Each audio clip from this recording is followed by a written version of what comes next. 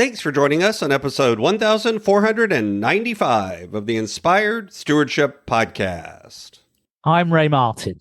I challenge you to invest in yourself, invest in others, develop your influence and impact the world by using your time, your talent, and your treasures to live out your calling. Having the ability to find your own true path is key. And one way to be inspired to do that is to listen to this, the Inspired Stewardship Podcast with my friend Scott Mader.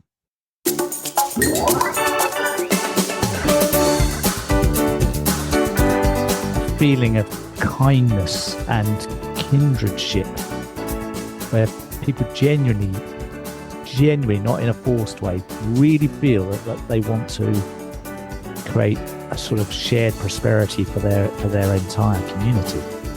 And we see a complete absence of this individuation, which I think is destroying our society. Welcome and thank you for joining us on the Inspired Stewardship Podcast. If you truly desire to become the person who God wants you to be, then you must learn to use your time, your talent, and your treasures for your true calling.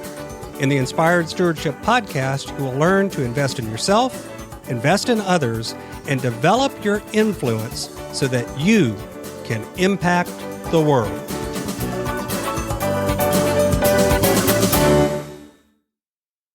In today's podcast episode, I interview Ray Martin.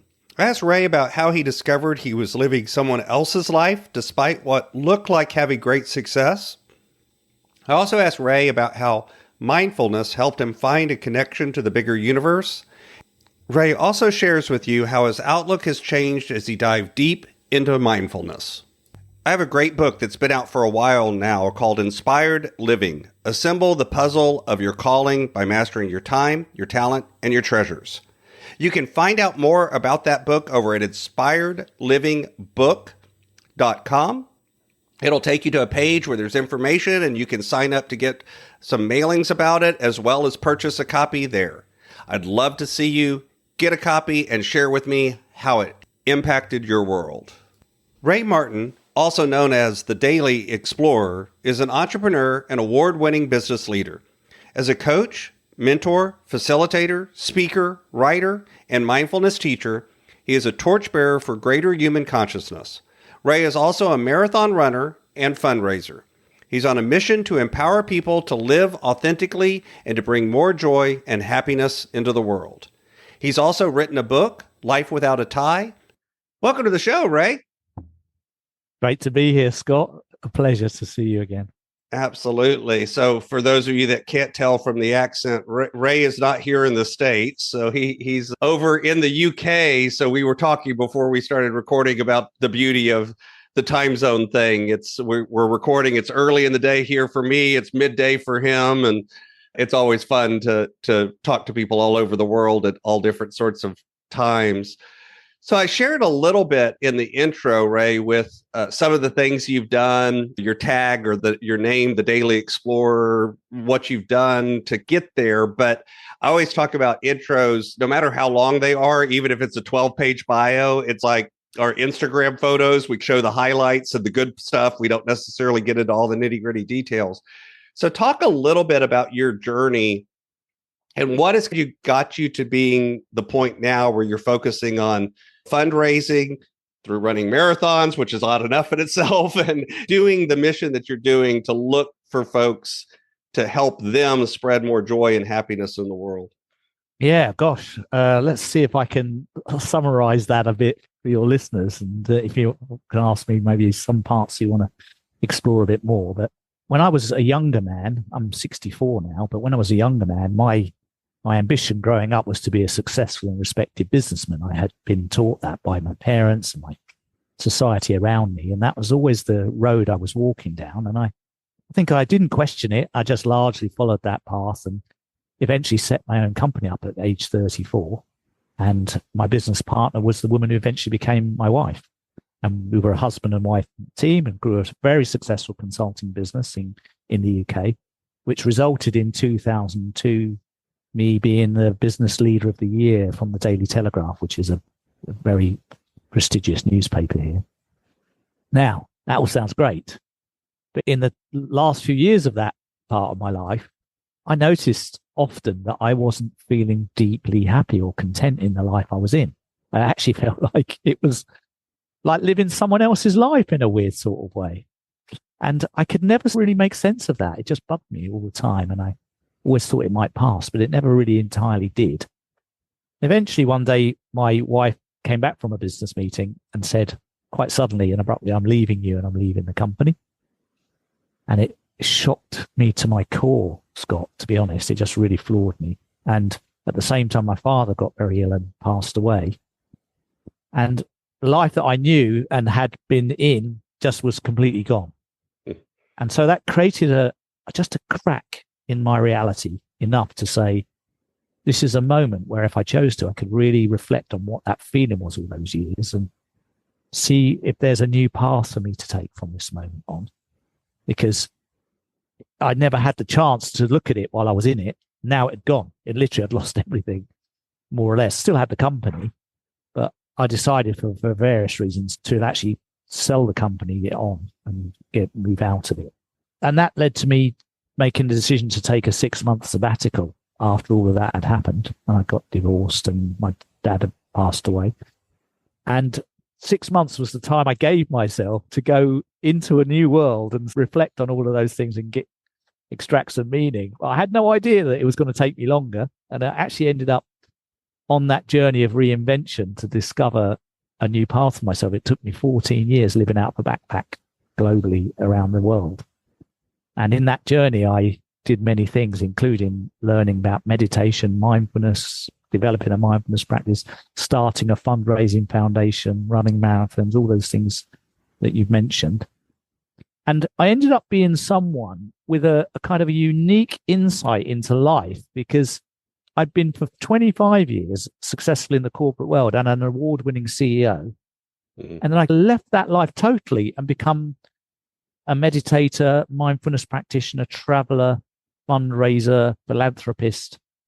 And now I had experience of almost 2 different lives. And the combination of those enabled me to be able to support the journey of business leaders. And I started 15 years ago coaching business leaders based on what I'd learned from those 2 parts of my own life, my learning still goes on. I'm constantly in a learning mode. I'm still in workshops and being mentored by teachers I respect all the time. So I'm still in that journey, but that's what I do currently.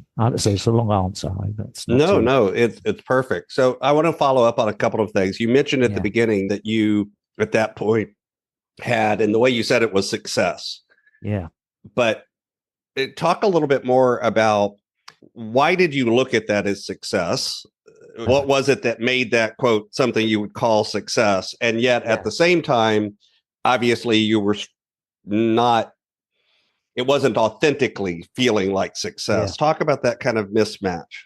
I love that question. I'm really glad you asked me it because I only realize in hindsight that the way I defined success as a much younger man would be what I would now call material success. Because as a kid, my parents always used to say, you'll be really happy if you've got a good job, a good house, a good income, and all these material things. There was no dimension in the way they encouraged me to think about success that had any spiritual element or sort of personal fulfillment element. It was more about setting your life up physically so you were in a good place. Mm-hmm. And so that was my blueprint.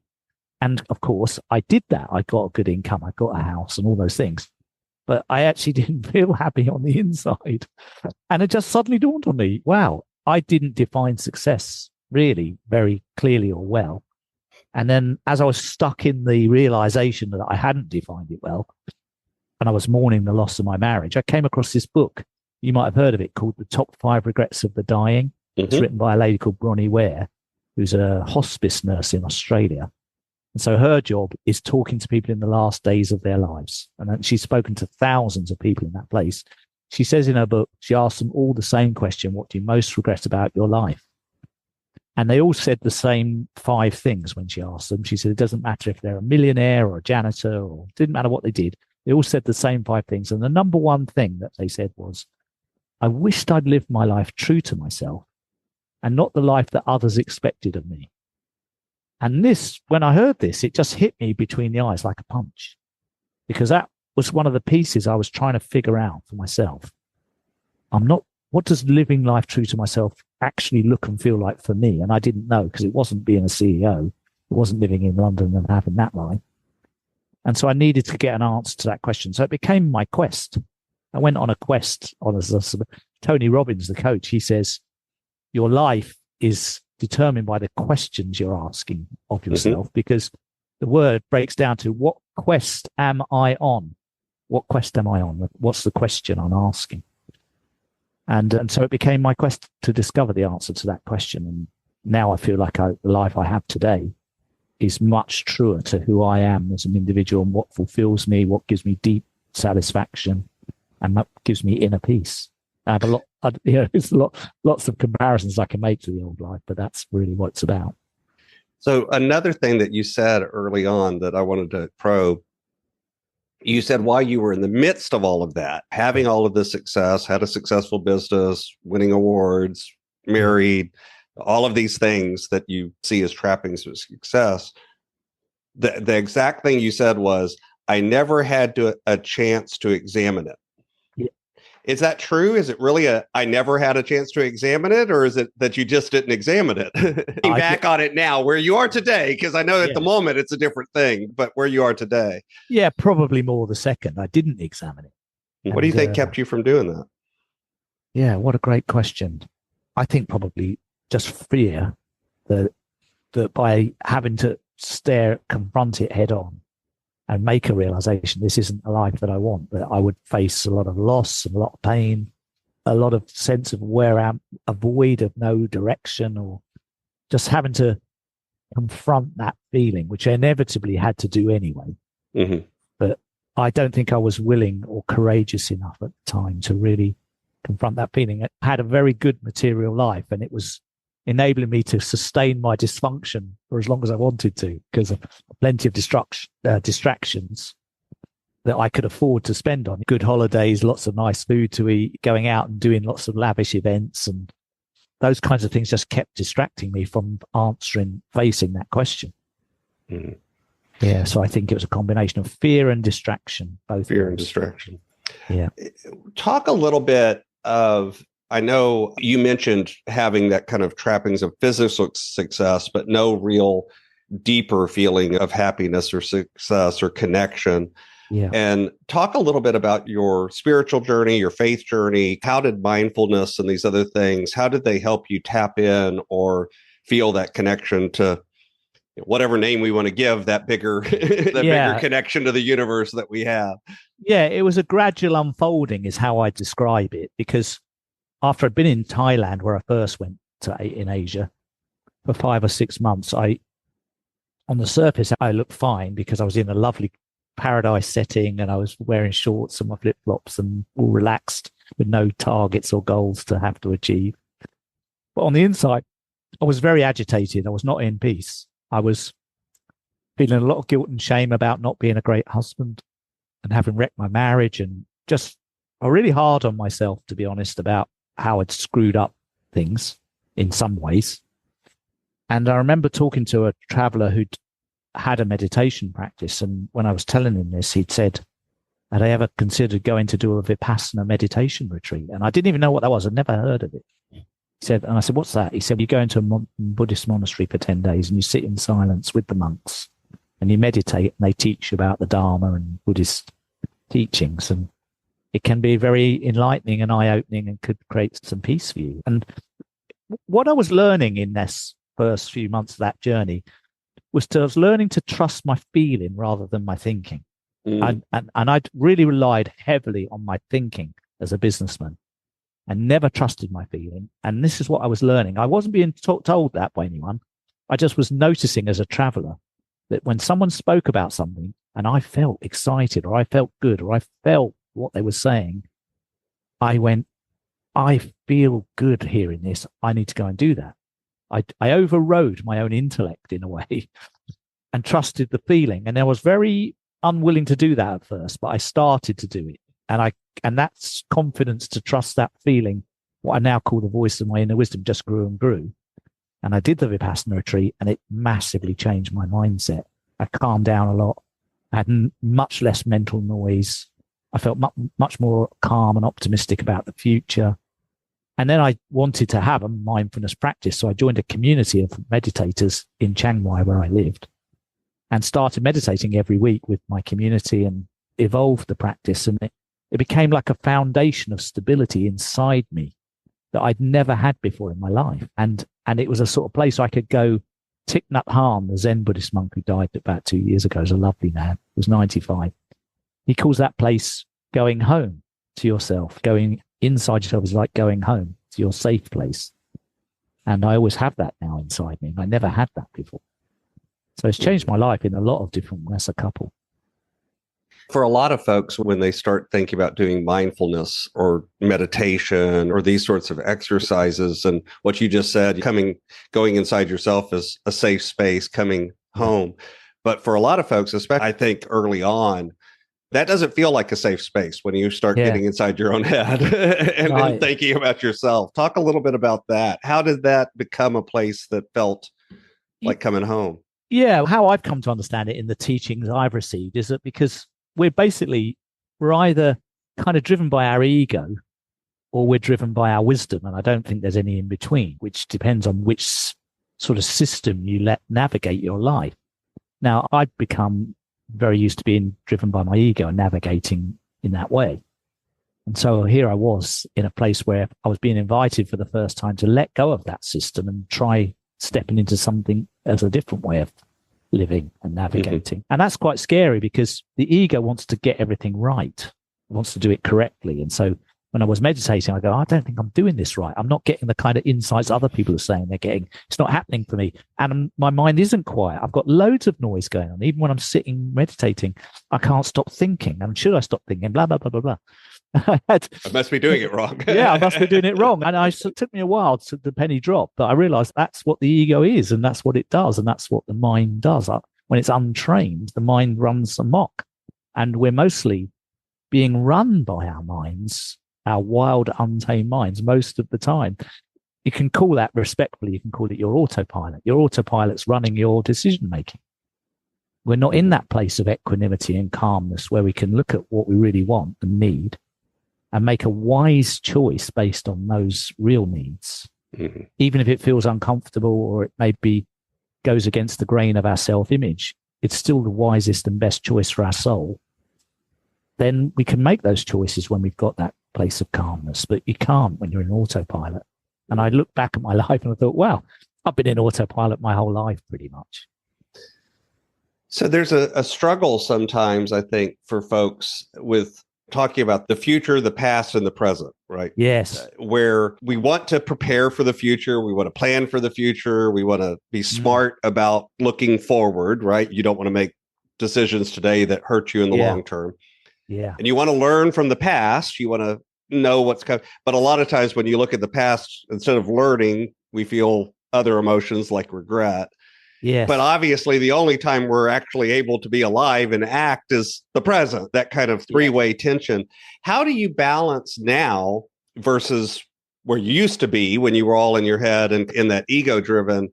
What's the difference in how you look at those components of your life, the past, the present, and the future, now versus then? Let me think about how to respond to that, because this is a great question. There's so much to say. I think for me, it's taken me many years to integrate quite a few different teachers and learnings from mindfulness, Buddhism. The three principles is another sort of wisdom base that I've dropped into. What I'm doing these days is really, as much as I can, use my gift of thought to be observing what I'm thinking rather than being lost in the thinking. I call it, in my 6 rules for happiness, I call it becoming your own observer. It's rule number 3 in my 6 rules.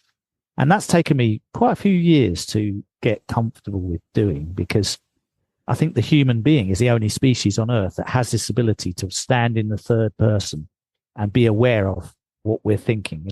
Like right now, I can just be thinking about what I'm saying to you, or I can be noticing that I am in a conversation with you, Scott, and I'm talking about this subject and I'm observing that. And I can be in both places simultaneously almost.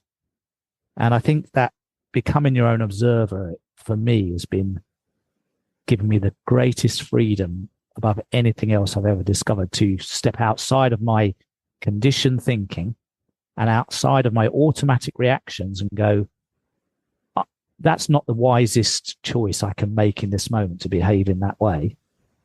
There's a better choice for me here in this moment. And I'm having to sit in the moment, not go into the future or go back to the past, but actually in this moment, what's my best and wisest choice right now? And it generally points me in a slightly different direction to what my conditioned autopilot is telling me. Yeah, so that's how I cope with it. And before, when you were in that period of your life where you're driven by success or external measures of success, did you look at it the same way, or was it different? No, totally different? Because in that paradigm, which is ego-driven, the goal or the target is the God. So you go, I've set this goal, this financial goal, this target for the company, my life, my earnings, or whatever it is. I don't care what the consequences to my well-being are. I'm getting that goal. I will push relationships to the side. I'll miss people's birthdays or anniversaries. I'll do everything I need to do to have that goal achieved. And you're driving and you're successful in that narrowest of dimensions of achieving that goal, but you're missing the rest of your life and pushing it to the sides. And to me, I now define my life, success in my life is defined completely down to things like, can I go to sleep every night and feel like I lived that day in my heart fully to the best of my ability and showed up well for every person in my life? That is the feeling of success for me that I go to sleep with. Mm-hmm. It's a completely different measure, if you like. So when you think about, this is back to that idea of finding mindfulness. A lot of times when you're thinking about, I'll ask it this way. Let me ask this a different way. In the moment today, when you look back at those years that you spent chasing the external success and looking at it as that's what you were supposed to do, that's the measure of success. Yeah. Do you look back at that now with regret? And if yes, why? And if not, why not?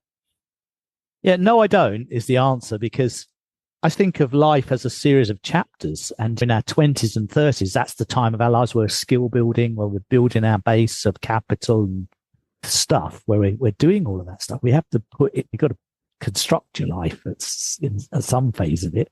So all of that hard work and focused effort to achieve goals and targets set me up for the rest of my life so that I could then direct my attention in a slightly different way, but not have the fear of being insecure financially and things like that. So I really don't regret any of it. I just think the moment arrived where a change in awareness and attention and how I focused that was needed. And I had made the contribution I wanted to make up to that point and created a company and jobs for people. And now I wanted to do something slightly different with the wisdom I'd gathered. Yeah. And I think that's the great thing about our lives, isn't it? That we can have so many different chapters. We don't, like when I was a kid, my parents and their parents' generation, you just got one job in the local business and you stayed in that company for your whole life and got your pension with that company. And then you died 3 or 4 years after you retired. And that was the model that I saw when I was a young kid. And it never made sense to me, because when I was 11 or 12 years old, I remember talking to my friends in the playground at school saying, that seems really stupid to me that people work their whole life in one place. They never do anything. They go and then they wait till they're retired and then they only have 2 or 3 years and then they die.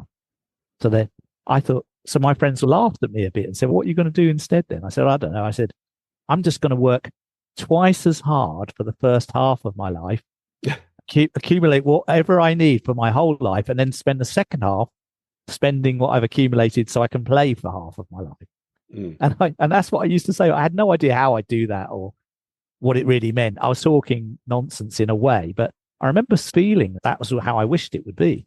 Mm-hmm. And that kind of must have set a kind of an inner vision for me, which I wasn't aware of until much, much later. I think a lot of times that those sorts of things that we either say to ourselves or sometimes other people say to us as kids. I've worked with a lot of folks where after after they do some deep work, and that may be through professional counseling, that may be through coaching, that may be through mindfulness, that may be through, there's lots of different routes that I've seen people take. But one of the realizations that they'll have at some point is, wait a minute, the reason I've been doing this for the last 25 years is because my dad said this to me whenever I was 8.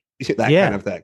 I think a lot of our formation and programming happens in that 8 to 15 kind of time frame, and we don't even realize it. We're unaware of it. And we forget, don't we? Because it never came back to my memory until the divorce. I was now in my early 40s, and I was sitting down to work out with my ex-wife now how we'd split out the monies from our house and the company and stuff like that. And we were doing that in a very friendly way, but through the process of looking at all the numbers and everything we'd created, I suddenly went, oh my God, I can't believe this. I think I've created enough to sustain the second half of my life here. And it never even occurred to me that I had.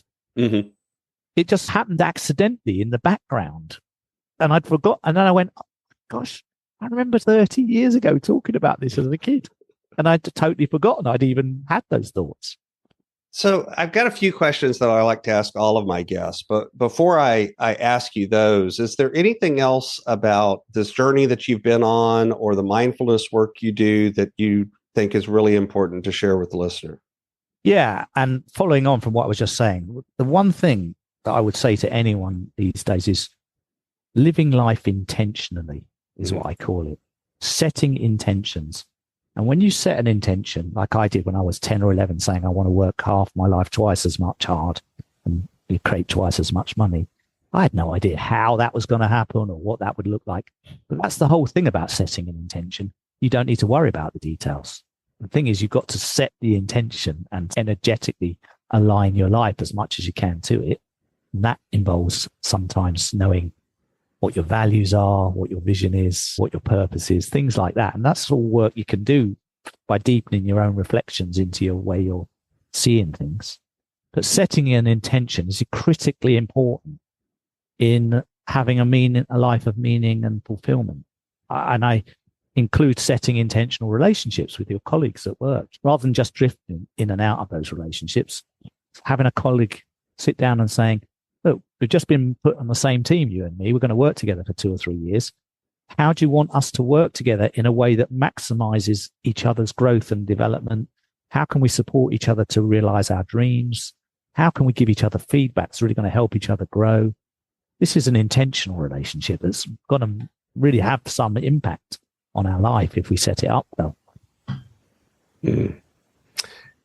So I run things through it's stewardship. My brand is Inspired Stewardship. That's a word that means a lot to me. And yet over the years, I've also discovered that's a word that means a lot of different things to a lot of different people. They hear different things when they hear that word. So for you, what is stewardship and what has that word meant to you? I think I can most easily apply an answer to that question in the context of being a leader. Because for me, stewardship is about taking care of others. That's the essence of it. It's knowing that your role is to make sure that every individual has everything they need to fulfill their potential, to live their best life, to realize the dreams they have through what you're doing as a shared endeavor together. So it's very selfless in a way. And this is supported by, I read this lovely book a couple of years ago called The Mind of the Leader by Rasmus Hugard. And they'd done a survey of about 30,000 executives through Harvard Business School. So they had access to all these chief executives and they asked them what are the 3 qualities that make a great leader. And they were mindfulness, selflessness, and compassion. And for me, stewardship reflects the selflessness part the most. And so I don't know if that's a good answer, but that's how I would see it very much. That's the beauty of it. I asked what your opinion is, so there is no good or bad answer. Right. Right? I just wonder, I'm wondering your answer. But my ego wants to know, how does that compare to what other people say? So Ray, this is my favorite question that I get to ask every guest. Imagine for a moment that I invented this magic machine. And with this machine, I was able to pluck you from where you are today and transport you into the future, maybe 150, maybe 250 years. And through the power of this machine, you were able to look back and see your entire life, see all of the ripples, all of the connections, all of the impacts you've left. What impact do you hope you've left in the world? The first answer that comes to the surface is just that there would be a feeling of kindness and kindredship where people genuinely, not in a forced way, really feel that they want to create a sort of shared prosperity for their entire community. And you see a complete absence of this individuation, which I think is destroying our society. And you just see this ripple effect of much more love, understanding, compassion, togetherness, and everyone making sure that everyone's got everything they need. There's no one left out. Feeling of complete inclusion would be, in my vision, of that. Because we've definitely got enough intelligence, resources, food, energy in the world to make that possible. There's nothing physical that would stop it. What stops it is the thinking and the belief systems that individuals have about how things should be distributed, or who should control things, or whatever, or who should make money. It's just all the problems we face are in our thinking as a society. So I think that's what we would see, is a shift away from thinking to the feeling of togetherness, totally. So what's on the roadmap? What's coming next as you continue on this journey? Immediately, actually, I'm going back to Asia for a couple of months to spend the winter there. And it's the first time I'll return since I finished my journey in 2019. So I'm really excited about going back to see some of the places where a lot of changes happened for me in my thinking. And then after that, 2025, I think I've got an idea for another book that I want to write, and I've got some creative ideas I'm developing. I still will be obviously coaching people in leadership roles. So I love that work. And anyone who has read the story in the book and wants some guidance and support, I'm going to be working with to support on their own journeys. So watch this space. And you can find out more about Ray Martin. And he mentioned his book, Life Without a Tie. That's over at his website, which is lifewithoutatie.com. Yeah. All one word with no spaces. Of course, I'll have a link to that as well over in the show notes. Ray, is there anything else you'd like to share with the listener? Life's so short, Scott. I think the way in which we can make the best contribution in the world that we're capable of is by finding and walking on what I call our own true path. And so my encouragement to anyone listening would be to not settle for anything other than that, and just persevere until you find your center line. It's worth the struggle, I found, and it is a struggle sometimes. It's worth it.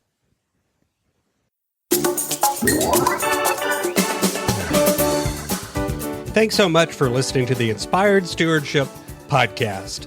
As a subscriber and listener, we challenge you to not just sit back and passively listen, but act on what you've heard and find a way to live your calling. If you enjoyed this episode, please do us a favor.